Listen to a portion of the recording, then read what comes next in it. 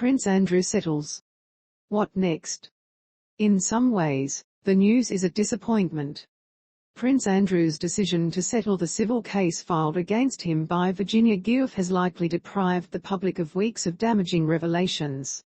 After much lawyer-led bravado about how the Duke of York was going to fight the scandalous and defamatory claims against him, he has now decided not to. This can only be seen as a terminal blow to what little remains of his public reputation. The statement released by the lawyers suggests that Giuff will be receiving an undisclosed financial settlement and that Prince Andrew will be making a substantial donation to Ms. Giuff's charity in support of victims' rights.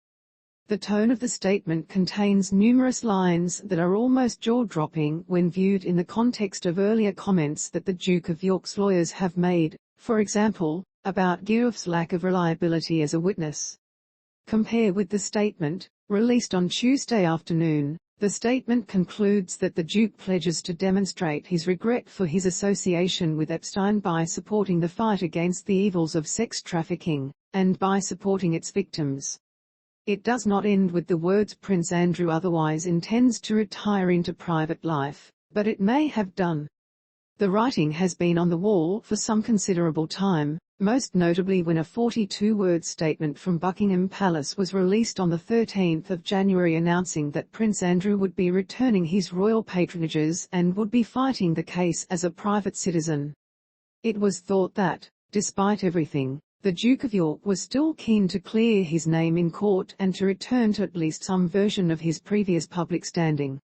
It was suggested that the Queen had made it clear that the only way he could do so would be by a full exoneration of Giuff's allegations.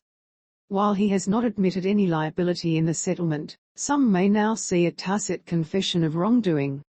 In the eyes of many, his humiliation and downfall are complete. The reason for this volte-face will be keenly speculated upon. Was the weight of evidence against him, especially material found in the discovery process, too great? Or did Buckingham Palace, fearing further embarrassment overshadowing the Platinum Jubilee celebrations, simply step up and order that the whole Sorry Farrago bid brought to a conclusion?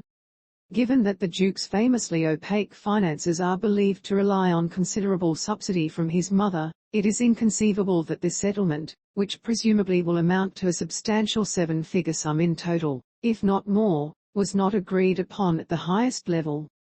But either way, it is likely that many more people will now suspect Prince Andrew's guilt while the whole affair has caused enormous reputational damage to the royal family. The only question now is if this is the end of the matter or whether criminal charges may yet be brought, in which case the whole affair will drag on inexorably. Got something to add? Join the discussion and comment below. Show comments.